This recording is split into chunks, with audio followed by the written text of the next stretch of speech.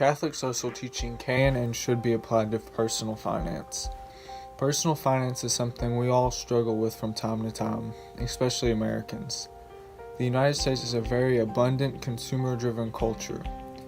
Given all the opportunities available to us as consumers, it makes temperance that much more of a vital component of our everyday life. Money is a tool we should learn to properly steward. It should be used to help those around us and be used for the common good. People have always struggled with personal finance, and it's a struggle that continues to grow today. The total consumer U.S. debt totals around $13.86 trillion. This debt includes mortgages, car loans, student loans, and credit card loans. And debt can be an indicator of poor money management or unneeded purchases.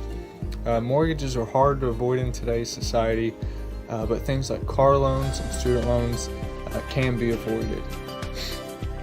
The problem is that people today believe that they need the best education or the newest or most expensive car. And all these things can be substituted for products or services that are much friendlier to the consumer's price range. The culture of America has influenced us to buy the more expensive item.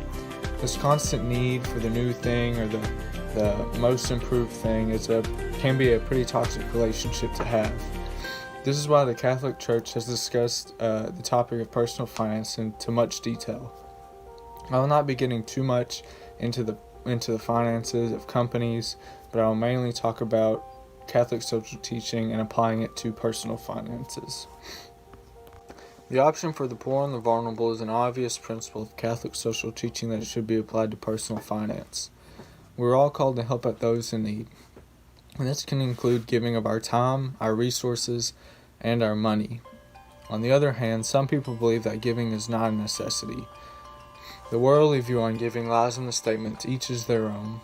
If someone doesn't have the money, that's their fault and they should work for what they want. And this is true if you're constantly trying to help someone who's not trying to get better, even though they're capable of getting better. That's enabling them, that's hurting them rather than helping them. But I'm talking about someone who would be helped by your monetary sacrifice, and just to get them back on track.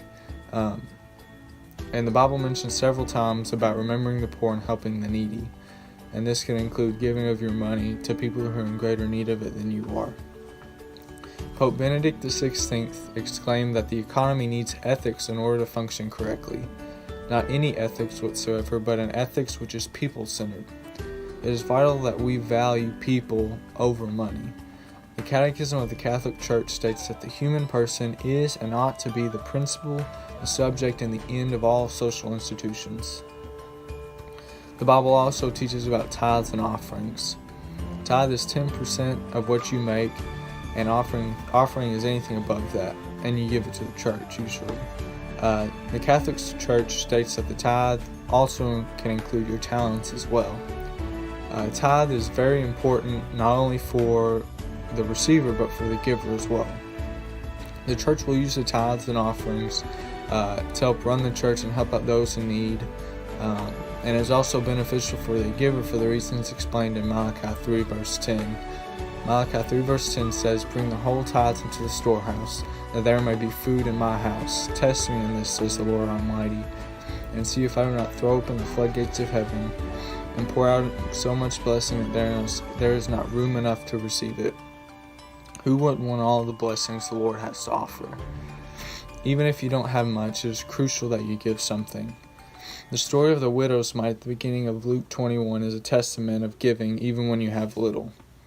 Financial sacrifice is one of the hardest things to learn, yet is one of the most rewarding things to do.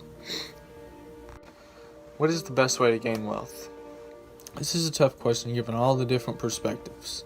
Worldly perspectives include gaining wealth at the expense of others, or by not lending or helping out others with monetary problems. The problem with these perspectives is that they're very self-centered mindsets. I've already mentioned how the Lord will bless you from your tithes in Malachi 3 verse 10. This blessing is not only a spiritual blessing, but a physical blessing as well. The Lord will take care of your needs because you are helping to take care of His people.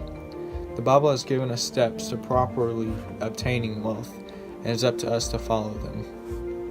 Proverbs 22 verse 7 states that the rich rule over the poor and the borrower is slave to the lender. A slave is something that no one wants to be, and if you're a slave, it's almost impossible for you to gain wealth. The first half of Proverbs 21 verse 20 talks about how the wise people will store up their goods while the foolish people spend them or consume them. If we want to have money in the future, it just makes sense that we would store that money now and save it for later. The counter argument to that the world presents is just to spend the excess money. A materialistic world has a very hard time when it comes to saving money. They would rather spend it and experience immediate satisfaction than to save it for the future.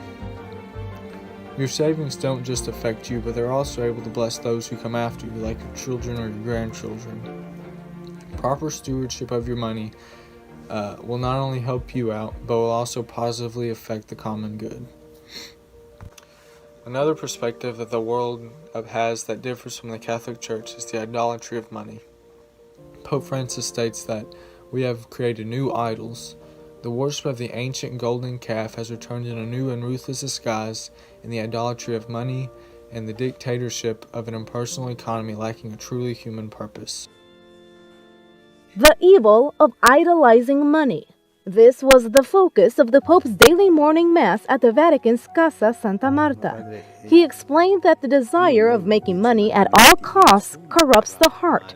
He also warned that Jesus clearly warned humanity about this. Ma padre, io leggo i 10 mandamenti e nessuno parla male del denaro. Contra che mandamento? Scusa, contra che comandamento si pecca quando uno fa un'azione per il denaro? Contra il primo, pecchi di idolatria. Ecco il perché. Perché il denaro diventa idolo e tu dai culto.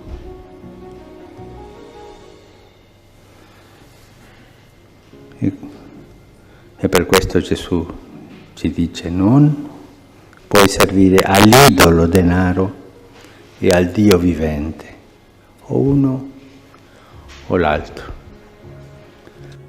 You know, many people today are controlled by their money. They let their money control them instead of using money as a tool like it should be. And this could lead to very selfish and evil behaviors and mindsets. You know, many people today focus their whole life on becoming rich. Everything is about obtaining wealth. They're dedicated on obtaining wealth. And dedication of itself is not an evil thing, but when it leads to the idolatry of money, that's obviously when it becomes evil.